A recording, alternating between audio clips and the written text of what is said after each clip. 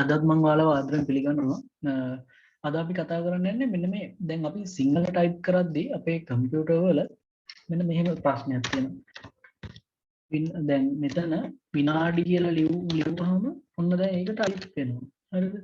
ඒ වුණාට සමහර වචන අපි මෙන්න මේ විදිහට ආයෙත් ලියමු විනාඩි කියලා. නේ? වලට තියෙනවා විනාඩි කියලා ලියද්දී පොඩි අවුලක් තියෙනවානේ මේ බලන්න උඩ පිළි අරවම හරියට නැහැ නේ පැහැදිලි නේද වලට කතාව. එතකොට ඒකට ශ්‍රී ලංකාවේ software company එකකින් හදලා තියෙන පොඩි software එකක්. ඒක පාවිච්චි කරාම මෙන්න මේ විදිහට විනාඩි කියලා ලියන එක එක්කද සිංහල ඒ වගේ හැමදේම ලස්සනට ටයිප් කරගන්න පුළුවන්. අපි මේ software එක ගැන කතා කරන්නේ software එක install කරන හැටි එන රැඳිලා ඉන්න අපි බලමු මොකද කරන්න ඕන කියලා මේ software එක කොහොමද වෙන්නේ කියලා.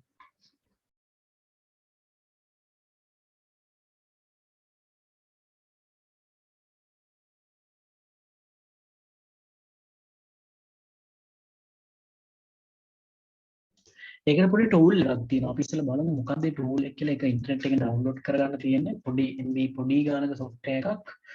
බලමු මොකක්ද කියලා. මේ software එකක් තියෙන්නේ. බලමු මේ තියෙන්නේ මෙන්න මේ සිංහල typing tool කියලා එකක් කියන අපි සාමාන්‍යයෙන් කියන්නේ Sinhala Key Helper කියලා. මම ඔයාලට link එක දාන්නම් මෙන්න මේ link එක. මේ link එකෙන් ගියාම මෙතන පල්ලෙහා තියෙනවා මෙතන download කියලා ලින්ක් එක. මෙතන මේගොල්ලන් මේ Key Help software ගැන විස්තර දාලා තියෙනවා කරන්න ඕන මම කියලා දුන්නත් ඒ විස්තර ටික තමයි. එතකොට මෙන්න මෙතන download කියලා බටන් එකක් තියෙනවා. මේ බටන් එක ක්ලික් කරාම චුට්ට වෙලාවකින් මේ software එක download වෙනවා. ඊට පස්සේ download වුණාට පස්සේ අපිට ගන්න තියෙන්නේ මෙතන මෙන්න මේ අහනවා මේ install කරන්න දෙපද කියලා. එතන run දෙන්න. ඊට පස්සේ ආය අහනවා මේ install කරන්න දෙපද කියලා. ඊට පස්සේ ඔයාලට පෙන්නනවා ඇති මෙන්න මේ වගේ screen එකක් key help කියලා. මෙන්න මේ wizard එක software එක install කරන්න කොහොමද කියන එක තමයි මෙතන පැහැදිලි වෙන්නේ. හරි අපි ඊට පස්සේ next දෙනවා. ඊට පස්සේ මෙතන තියෙන license agreement එක සාමාන්‍යයෙන් ඔයාලා දන්නවා ඇති. දැන් නැත්තම් දැන් තකගෙන මේක ගොඩක් වෙලාවට මේක accept කරනවා. අපි agreement කියවන්න යන්නේ නැහැ. මෙන්න මෙච්චර ගොඩක් english වලින් තියෙනවා. මේක next click කරනවා. ඊට පස්සේ මෙයා අහනවා වෙන කොහෙටද install කරන්න කියලා. සාමාන්‍යයෙන් මේක ඔයාලට මුකුත් වෙනසක් කරන්න දෙයක් නැහැ. මෙතනම තමයි install කරන්න තියෙන්නේ. කියන්නේ default එක තැන ඔයාලා කෙලින්ම next button එක ඔබන්න. එතකොට දැන් මම කියනවා දැන් මේ software එක already install කරලා තියෙන හින්දා මෙන්න මෙහෙම message එකක් එනවා. ඔයාලා ඒ නිසා ඔයාලා දැන් මෙතනින් එහාට finish button එකක් තියෙන්නේ. ඒක නිසා finish කරලා ඒක install කරගන්න ඔයාලට තියෙන්නේ. ඊට පස්සේ මම පෙන්නන්න කොහොමද අතන මේ software එක ඊළඟට දැන් වැඩ කරාට පස්සේ ඊට පස්සේ ඔයාලට තියෙන්නේ මෙහෙම දැන් software එක install වුණාට Sinhala Key Help කියලා search bar එකේ හරි ගහන්න මම Windows computer එකේ. ඊට පස්සේ මෙතන මේ app එක ටික් කරාම ටික වෙලාවකින් එයාගේ run වෙන මෙන්න මේ වගේ mode එකක් වැටෙනවා මේ තියෙනట్లా. ඒක වැටුණාට පස්සේ ඔයාලට පුළුවන්